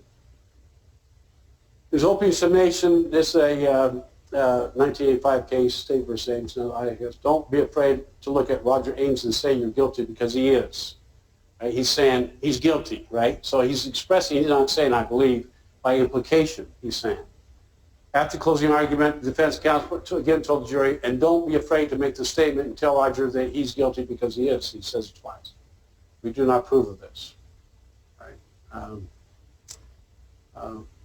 don't have too much time here. We're going to have time to get through some of my best cases. The United States Attorney, this is another one like it. The United States Attorney commenced his file by informing the jury that he was a sort of 13th juror. Right? I'm one of you. The U.S. Attorney said, I'm one of you. I'm like a 13th juror. I'm sitting up here on the counsel table, but I could be sitting in the bench with you. You kind of, as an attorney, you wish you'd go sit with the jury, couldn't you? Right? So, and what do you guys think? Let me see your notes. I'll show you my notes, right? Who applies his training in evaluation of evidence. I'm kind of like a 13th juror, but guess what you get with me? You get a trained attorney, right? I know what's going on. And analyzes and tries to convey to the jury just what part of the evidence placed in the presentation of the case. A description we find quite inappropriate, since counsel, unlike a juror, is not required to be impartial. Near the end of his argument, the United States Attorney sought to put his self-appointment to use. In vigorous language, he expressed his personal opinion of the trustworthiness of the government's evidence and the consequent guilt of the accused. Upon objection, the trial court ruled in the present jury the prosecutor had a right to argue his belief in evidence. He can say what his beliefs are. Well, no, he can't. Right? So the judge reinforced the problem by saying that's appropriate. Counsel continued to court overrule the second objection, but expressed a caution. The argument was then repeated. The First Circuit of Appeals reversed and remanded.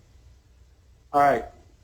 Greenberg, to permit counsel to express his personal belief in the testimony, even if it's not phrased so, would afford a privilege not even afforded to witnesses under oath subject to cross-examination. If someone objects, this guy's lying, that's actually an improper opinion, right? You couldn't even do that during the trial, right?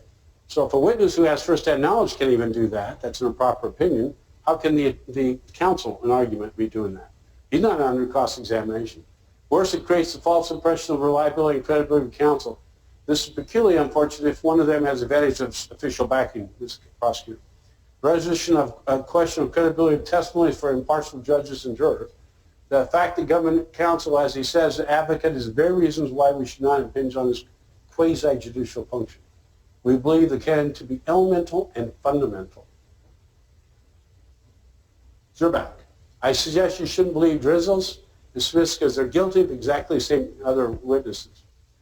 And don't you assume that we're not going to get them as well. So these are other witnesses, and we're going after them. And don't worry about it. We got those guys covered. Those guys are bad guys too, right? And first, that was improper because it reflected the prosecutor's opinion concerning the guilt of the defendants, but also it was improper because it referred to information outside the record and sought to influence the decision to the jury on an illegitimate basis.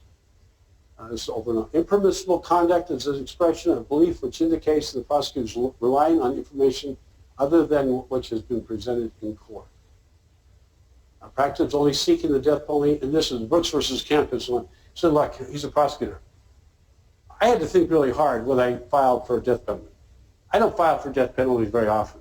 I make sure before I file, I know this guy's guilty, and I make sure I'm the right guy before I ever file for a death penalty, right? And I'm going to tell you, I'm very selective when these cases come up, right? Practice only of seeking death penalty in very few cases. There's an argument improperly suggesting the prosecution personally believed the defendant was particularly deserving of death. I've already evaluated this, and you're going to have to check me on this. I'm telling you, this only comes up 1 in 100 times. This one's one of the 1 in 100, right? So personal belief. He's talking about 100 cases, 99 cases that are not involved, and he's saying this one's worse than all that. Be careful with counsel expressing opinions. Prosecuting attorney may express an opinion argument as to the truth, falsity of testament, the guilt of the defendant when such opinions are based upon the evidence, but not when there are comments about injecting in personal belief. We've covered that. Do not vouch for witnesses. Same point. Do not express an opinion of witnesses lying. Hodge versus Hurley. He's lying to execute himself on what he's doing. Hurley reminds us while counsel may argue issues of credibility during closing, counsel may not express personal opinions or vouch. Cover that. I think he's. I think is an improper type of argument. I think he was credible. I think this person was not credible. I think improper. Rodriguez, same thing. Interpreting the body language. This is at one step removed from that. It's a similar thing.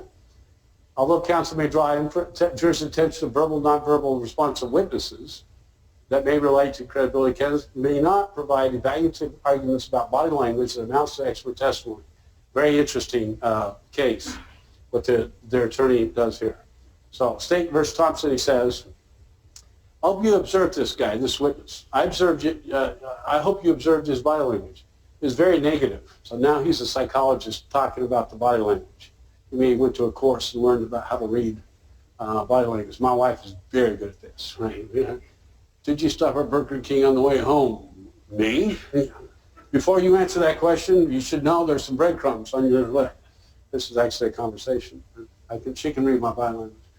Hope you observed his body language. It was very negative. Thompson had his hands out before him like this, blocking. So he's saying what this means. He's had his hands out. This is how you interpret this thing. I think that's a classic sign of someone who's hiding. And if you notice, when I would ask him a question of particular significance about the acts he performed on ATA, he would shut his eyes and shake his head no. To me, that's a classic sign of dishonesty. I'm telling you, I'm a psychologist, and I'm telling you what this means from a body language standpoint. Right? It may or may not be true, but expressing your personal belief and interpreting the body language argument as if you're an expert is improper. The court explained, by instructing jurors as an expert on how to interpret Thompson's body language, the prosecution impermissibly intruded on the jurors' role as fact finders. Same thing argued to Thompson, don't argue someone lying. Do not misuse limited evidence, use evidence. I've already talked about this a little bit. This comes up a lot in hearsay, character evidence, 407. A lot of people don't understand hearsay. A lot of people don't understand character evidence. If character evidence comes in for a limited purpose, you have to argue that limited purpose. You cannot misuse the argument, right, the evidence. If it comes in for a limited purpose on hearsay, then you have to understand that and don't argue it improperly in closing. Same thing with stuff like subsequent remedial measure. If it comes in to show feasibility, you can't argue that because they fixed it, it necessarily was broken. Right? You cannot misuse the evidence that's introduced for limited purposes. 404 is an example of this. Once a drug dealer, always a drug dealer. This guy is a bad guy. This guy is a perpetual drug dealer, character evidence. Right? And he's the guy propensity argument when it comes in for limited 404B or 404-2 arguments. Simpson had conducted so many crack cocaine deals that he could not even remember the deal for which he stood trial. This guy, he gets confused because he's in court so often as a defendant, he can't remember which, tell me the facts in this case because I kind of get my cases mixed up, right? So arguing propensity, he's a bad guy. 411, okay, here's this is my favorite case for today. You have to indulge me a little bit on this. This was just decided June 13th by Judge Riley. It's a fun case. If you want to read a fun case, this is a fun case. And it's kind of a case that has national profile because it's based on a book and a movie and everything else. And it got reversed on 411. Finally, you got a great insurance reference thing in reversal in a fairly high-profile case. Gives me something I work with my trial students. So let's look at the case. Very interesting case. It's not a long case to read if you want to. It's very well written. Judge Riley did an excellent job on this case, I think. So in this case, Jesse, I don't know if you know this backstory, but Jesse, the basic story is that Kyle said, the sniper, Chris Kyle, he gets shot later on by one of his buddies, and his wife's there, and they're suing the wife, arguing that Chris Kyle committed defamation and unjust enrichment because in his book and in his television things, he said I was in the bar, they had like 2 Navy SEAL teams, right? Ventura's team, older, fatter, and Kyle's team, buff and shape, and they're talking trash to each other.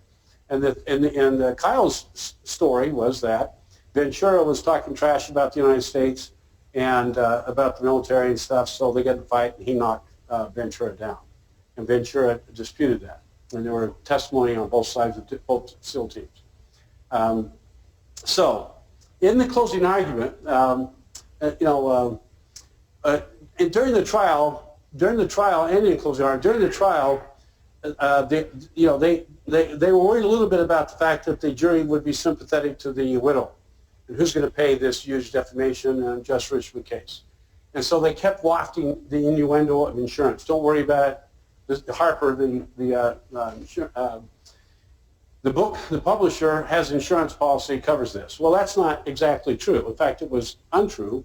It was at least true only part of the verdict to begin with, but even if it had been a part of it, it was improper to reference insurance.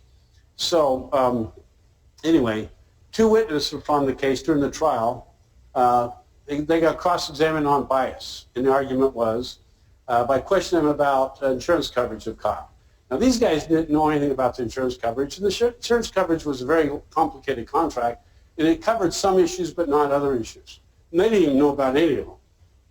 So they were using it in the guise of bias, saying, you guys are worried because your company, Harper, you guys are on the line for the insurance contract of to cover this particular thing. Harper had an interest in the outcome. Are you aware that legal fees for the estates are being paid by the insurance company for Harper Collins? The question was denied, both for lack of knowledge and, in fact, the contract would not extend to Jesuit, so it was not even accurate. They said, apparently, truthfully, we don't know. We don't know who's paying for the legal fees. Well, and then they argued in closing, well, they would have known. Their part, go ahead, Trent. Yes, yeah. Now, the objection didn't happen immediately. This is part of the issue of the case. It happened at the end of the closing. And this is actually discussed in the case. Very good question. And some of the people were thought, well, maybe they waived it by not objecting immediately. But that was part of the discussion, is whether it's appropriate to object as soon as it's said. They did object during the trial, and they did object at the end of closing. They didn't object when the words were said. Yes. And the question was denied both for lack of knowledge. In fact, the contract didn't cover it. During closing argument, Ventura's counsel opined. Sharon Rosenblum testified that she didn't know her company's insurer is the hook if you find Jesse Ventura was defamed. Both her and Hubbard also testified they did not know that their company's insurer was paying for the defense lawsuit. But they're not disinterested, unbiased witnesses. They were put in front of you to believe, for you to believe. It's hard to believe they didn't know that about the insurance policy because it's right in Kyle's publishing contract. Again, part of what the opinion said was, number one, there was no indication that they actually knew, and their knowledge would be relevant. The reason why they're introducing this is to show they were biased. They're worried about protecting their company, and they're worried about the company taking a hit on this. And they simply didn't know. And at least there's nothing to indicate they didn't know. Their argument in closing, they knew. And because they knew that they were biased, there was no evidence that came out in the trial that they actually knew. They said, we didn't know. And part of the opinion says the insurance contract at most covered half the claims. Right? So it was not even actually factually correct. Counsel did not object in front of the jury, but moved again for a mistrial due to the insurance references once the jury was excused. This is Mr. Bausch's comment afterwards. So this is actually one of the issues that came up, and it was, I think, one of the tougher issues for the Court of Appeals to decide. Was this a timely objection during the course of the trial? And what Judge Riley, who wrote the opinion, said, yeah, this was okay. Given the context, especially since it came up during the course of the trial and they objected to it repeatedly, as soon as they closed their closing, then we approached the subject and they got on the record. Denied the motion. Counsel did not ask for a curative instruction, and the court did not give one. I'm sorry. It didn't give a curative instruction. Reversing on appeal, Judge Riley noted that although relatively brief, Ventura's counsel closing remark about insurance were not minor aberrations made in passing. Right? These were, according to the opinion, these were calculated. Right? They were trying to say, don't worry about this woman getting hit because she's got insurance. And they're arguing this was relevant to bias, but they didn't establish bias. Given Ventura's repeated efforts to introduce evidence of Harper, Collins, and Kyle's insurance trial, it is difficult to see how Ventura's counsel comments were anything other than a deliberate strategic choice. That was their point. And that, the argument was they're trying to put insurance throughout the whole trial in for lots of different reasons, as you know. Insurance often comes up. You see this in jury voir dire. And you guys work for State Farm, even though they're not a party in the case, you're wafting the fact that there's insurance in there. So what the court believed, based on what happened, a pattern behavior, a deliberate strategic choice to introduce insurance. We cannot say this improper argument, counsel vouching and sympathy arousing personal experience did not accomplish the purpose for which it was clearly intended to accomplish statably the enhancement of damages. So the part of the point here is this got reversed. This case got reversed. This case is going to get tried again by Judge Riley, by the Eighth Circuit, because of this argument. That's the reason why it got reversed, by that argument, the argument about insurance, the opposing argument. Judge Riley in the Ventura case cited the following authority in support of improper issuance of conclusion. Wittenberg case, which I have. In Demeanor, Creighton, defendant consistently sought to inject into the case the fact the plaintiff had been protected by insurance. The Land case continually brought to attention what was gravely prejudicial, necessitating new trial insurance. There is a rule. It's called 411. You cannot mention insurance. Right? There are some narrow exceptions. One of the exceptions potentially could be bias, but bias cannot be abused if there's no factual basis to support the bias argument. Right? If you don't have factual support for the point, you can't argue it and say, well, we're just arguing this for bias, when really you were just trying to say, don't worry about the woman, she's covered. Trimble versus Marlowe. Summation. The jury that the law forbade counsel from mentioning either the sum of money plaintiff wanted or whether or not the defendant carried insurance. In the absence of punitive damages, consideration of the affluence of the defendant, his ability to pay, or his liability insurance coverage, improper, irrelevant, prejudicial, and clearly beyond the legal standards. The court also said, this is an instance where a plaintiff's counsel made a conscious and deliberate effort.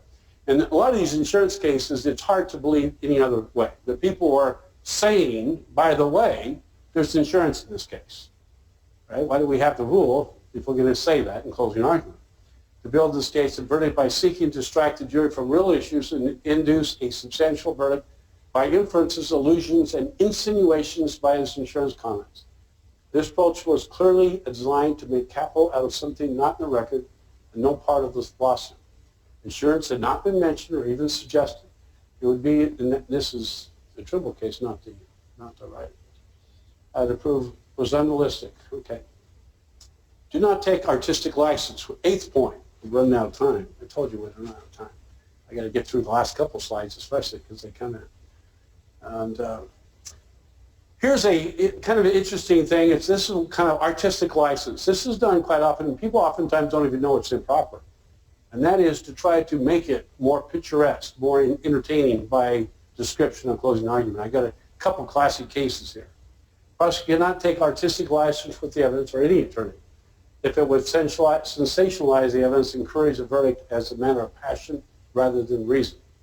In more, prosecutors try to paint a dramatic picture of the death of one of the victims by imaging a factual scenario that had no factual basis in the evidence presented other than the drowning death of the victim. So the person drowned, no question about this. Here's the argument. Scott Downing is bound with duct tape. It's pitch black in the back of the U-Haul. He does not know what's going to happen to him. He must wonder if he's going to live through the night. He's taken out of that U-Haul. He tries to talk, but he can't. All he can do is mumble. He feels the grass under his body. He feels the gravel of the road. A gun is placed in the back of the head and 2 bullets are put in there. None of the evidence came in because he's dead, right? So they're taking artistic license and they're trying to give you the view of testimony that never came in, that was not part of the argument, not part of the case.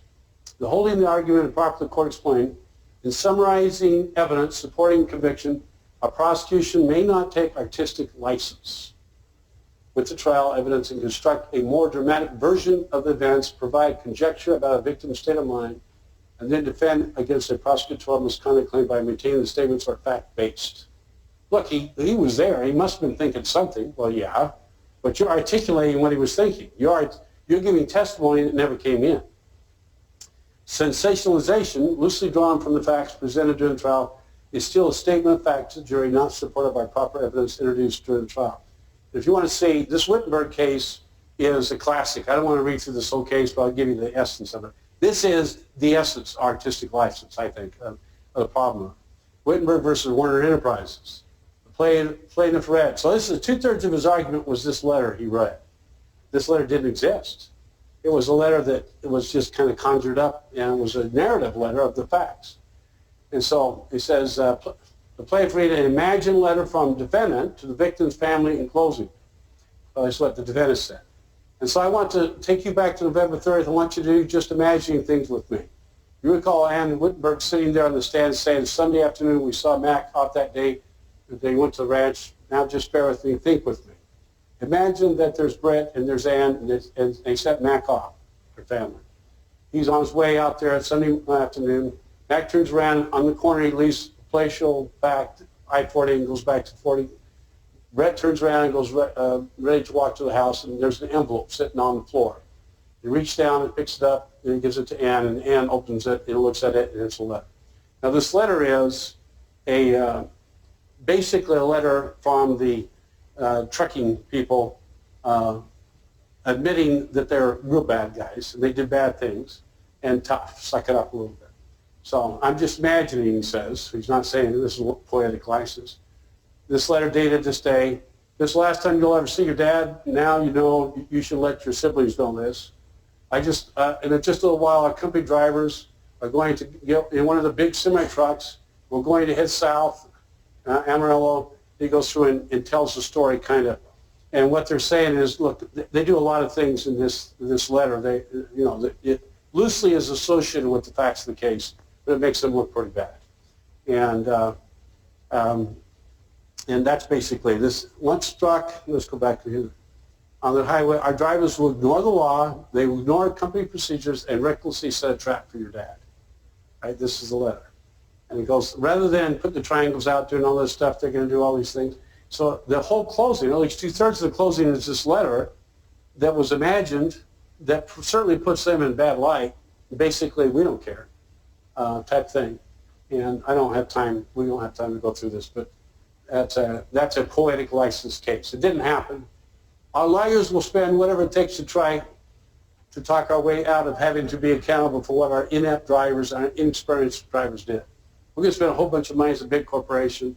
You know, they got a mediation institute at Creighton Law School. They got more money than they know what to do with.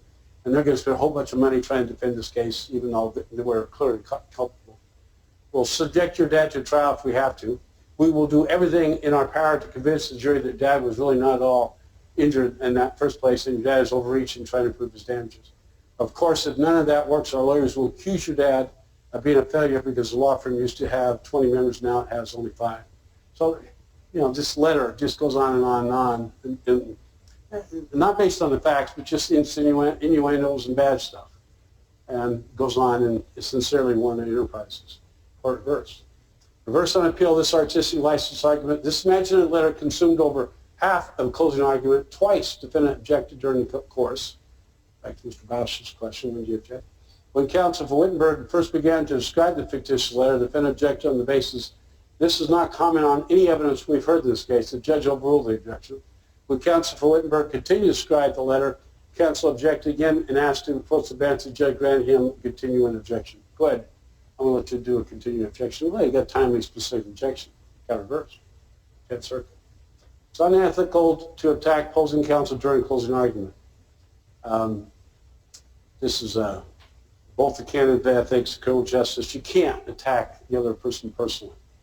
In U.S. versus Young, defense counsel began in closing argument arguing the case against the respondent. This is the 9th point, by the way, transition. It's been presented unfairly by the prosecution from the beginning to this very moment. The prosecution's statements have been made to poison your minds unfairly. Counsel explained the prosecutor deliberately withheld exculpatory evidence, violation of constitutional rights, by the way, and committed reprehensible conduct in purportedly attempting to cast a false light on respondents' activities. I submit to you that there's not a person in the courtroom, including those sitting at this table, pointing to the prosecutors, who think that Bill Young is intended to defraud this. Defendant had been the only one. The whole affair has been acted with honesty and integrity. So impunity. Rebuttal of the prosecution got into this, to the field of it all. I think counsel said that not anyone sitting at this table thinks that Young intended to defraud APCO. Well, I'm sitting here, and I think he was. I think he did. You asked me if we did, if we're allowed to give our personal opinions since it was asked of me, and by an air type argument. I don't think you're doing your job as jurors, and in fact, finding facts as opposed to law that this judge is going to instruct you. You think it's honor and integrity to stand up here in Oklahoma courtroom and say it's honor and integrity. I don't believe it. Now we got rebuttal. So we have a rebuttal argument to the defense's improper use. The Supreme Court explained why the response had been improper on both sides. Both sides, they jumped into it. The prosecution took the bait and went after themselves. It's unprofessional conduct for the prosecution to express his or her personal belief or opinion. We already talked about that. We need to make the point. No disparaging remarks about opposing counsel. Court, U.S. v. Lynn, condemned disparaging remarks about opposing counsel during closing. Comments by prosecutors to the effect that a defense attorney's job is to mislead the jury. That's their job, is to confuse you, to obfuscate, to do bad things. That's what they get paid in order to garner an acquittal for his client. It's not only distasteful, but borders on being unethical. Well, it is unethical. Such comments only serve to denigrate the legal profession, the United States jury, and consequently the public as large. This is one of the most extreme. Barfield. Back to Barfield again. The Twin Tower, Tower of Terror, and all that stuff. So in the defense argument, they're arguing, in the defense argument, they were arguing that he brought in a dictionary about lying and said this is what lying is. And so, so in rebuttal, in 20 years as a prosecutor, the hardest thing I had to do was sit there with a straight face when a criminal defense lawyer had to look up definition of lie in the dictionary. Well, I thought that was printed on the back of the business cards, right? So now they're talking trash about each other, all right? And that's almost a class. The Barfield's almost a classic case of improper argument. There's so many examples of that it's hard to go anywhere.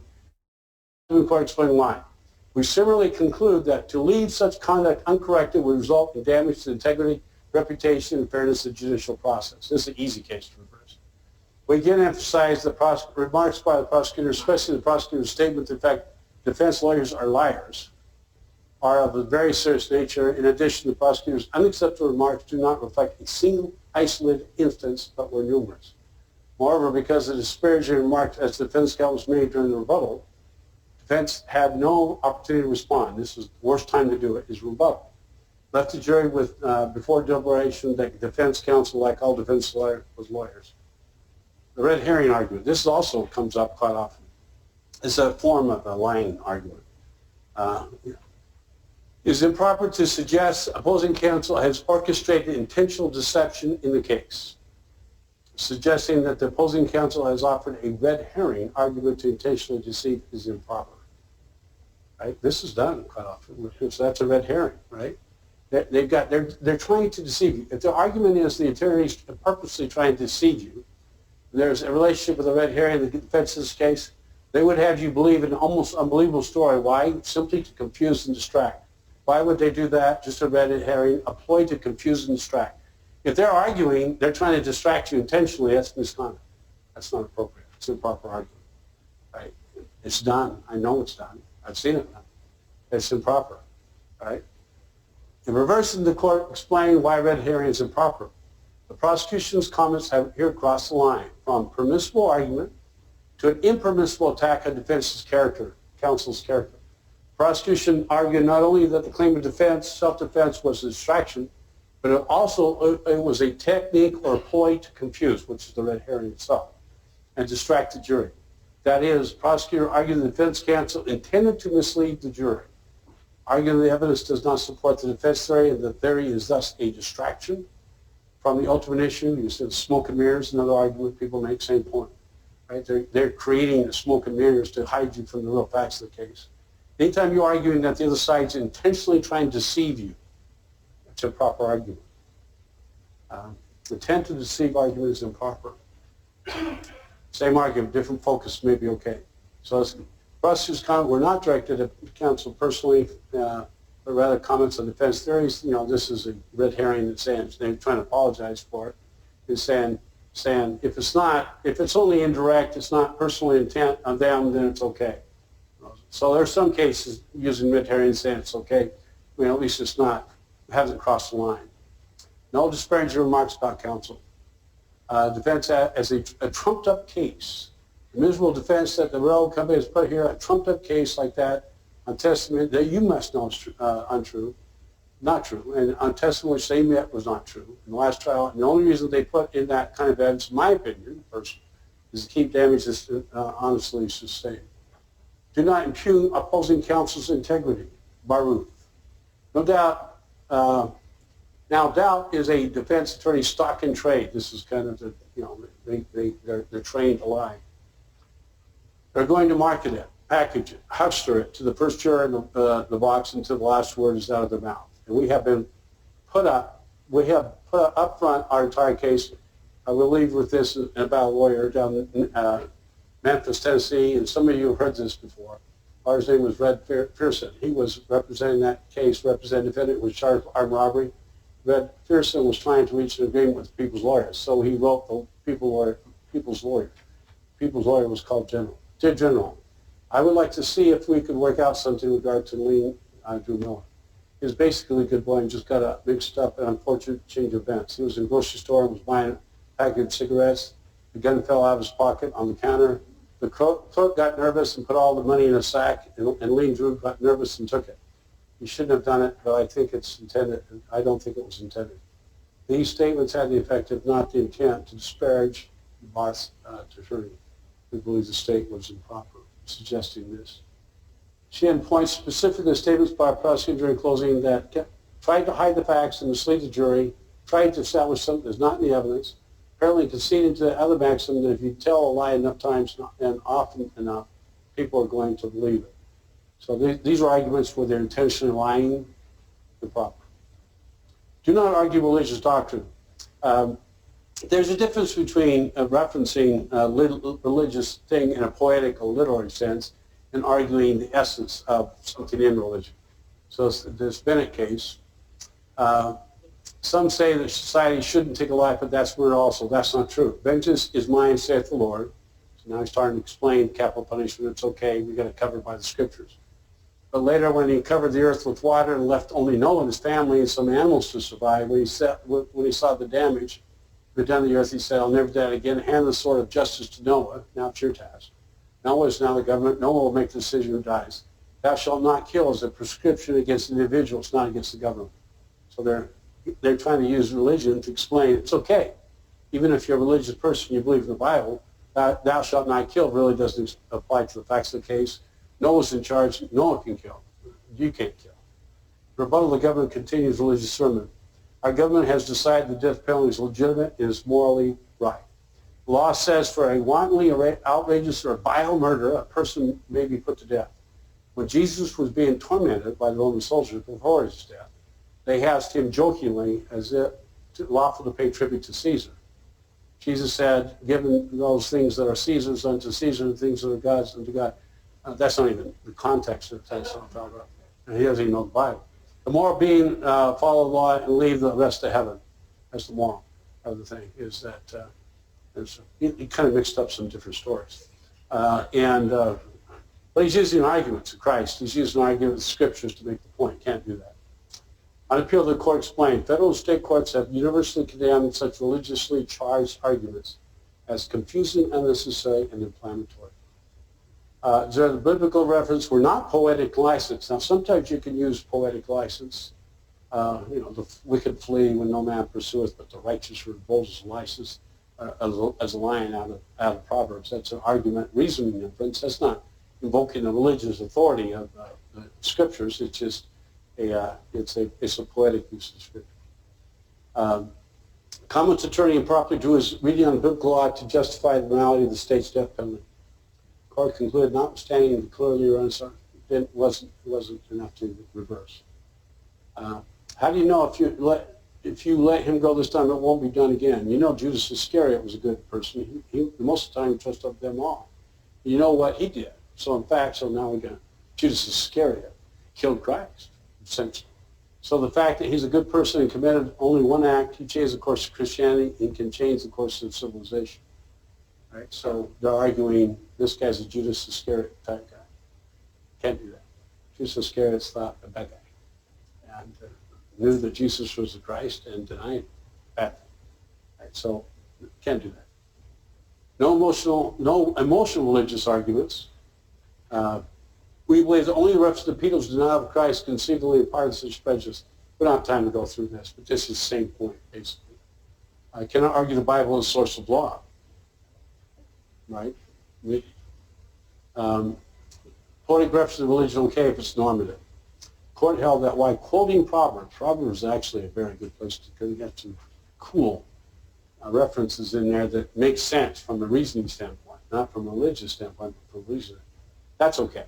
But when you try to invoke the Bible to invoke wrath of God, that's not okay. Do not argue the golden rule. We've talked about this. This is a little bit different thing. And this is a classic golden rule, medical malpractice case. I want you to picture yourself as if Jesse was your little boy. Right? This is putting the sheet over the guy. What would you take for your son? You know, if they took your son, how much money would you take to give up your son? That's a violation of the golden rule. Can't do that. Put themselves in the shoes of Jesse or the shoes of his father as a mother. Can't argue that. After successful objection, counsel did say, members of the jury, if this were my child, what money would I accept for my child to have Jesse's injuries and afflictions?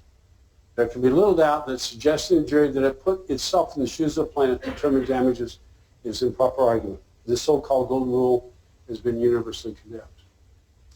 Don't ask to identify with the party, part of the 11th principle. Didn't argue the jury, identify with the jury. If my son would kill, I don't know what I would do. I'd probably go to Mandeville or someplace to mental institution. Right? So identifying themselves and also put yourself in their position that you put in their shoes. I only suggest you that an award of less than $100,000 per parent would not be adequate. Would you take $100,000 for your kid? That's the argument. It's not proper. All right, we've done it. 12th principle. Misconduct by one party leads to invited error if the other party counters. And I've got a whole bunch of examples in this. So a lot of times these cases are not reversed on appeal, in part because both sides kind of waddle against each other. They say, well, yeah, it was error, but it was invited, or they were, you know, it was set off back and forth and everything, invited reply. We got a bunch of those, so I don't have time to go through this. I want to get to, I can just tell you, the answer to the question is, a lot of these cases do not get reversed on appeal, even though they're in proper argument. I gave you a lot were reversed on appeal, but a lot of them do not get reversed on appeal because both sides are doing the same thing. And Young case is probably the most famous of those. I don't know whether you call it honor and integrity, don't call it. We don't have time to read it, so we're not out of time. Let me get to the last point I want to make, and then we'll go because we're out of time. Last point. Here's the last one. I'm disturbed. This is out of a 1994 case. I write because I'm disturbed by the increasing number of improper arguments appearing in the trial records that come before this court in both criminal and civil cases. I understand the role of the advocate. I understand that advocates worth their salt wish to win. However, the courtroom is not an arena for testing the relative strengths of gladiators.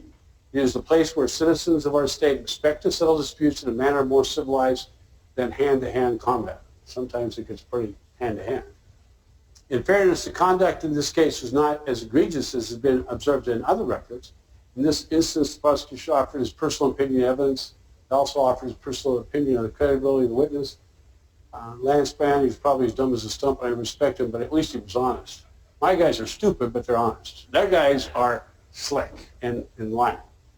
Right? Trial attorneys must avoid improper argument if the system is to work properly. Here's the point I want to finish with. If attorneys do not recognize improper argument, they should not be in the courtroom. Right? It's kind of the point. That's why I do the lecture. Right? So, and if trial attorneys recognize improper argument and persist in its use, they should not be members of the Florida Bar. So if you know you're doing something wrong and you do it, now you guys have a little bit more culpability because you came to this stupid lecture because if it would have been cooler, you would have been golfing, I know. But now I've upped the game a little bit on you guys, so you have to at least think about your closing argument. You know, closing arguments are really, for trial attorneys, isn't that really what it's at? Closing argument, isn't that the funnest part of the trial, kind of? You get to put together the case, and you get to argue and think it through, and you can use your expression, your personality, you can connect with jurors eye to eye, you know, you're up there, you get to argue. People who are trial attorneys, they live for closing arguments. All I'm telling you is be aware that there are boundaries. Understand what the boundaries are. Don't cross the boundaries. You don't have to cross the boundaries to do effective closing argument. You know, stay on the facts, stay on the law, connect the facts to the law, do it in a compassionate and a powerful way, but just don't cross the lines. That's your ethical 2 hours. Right.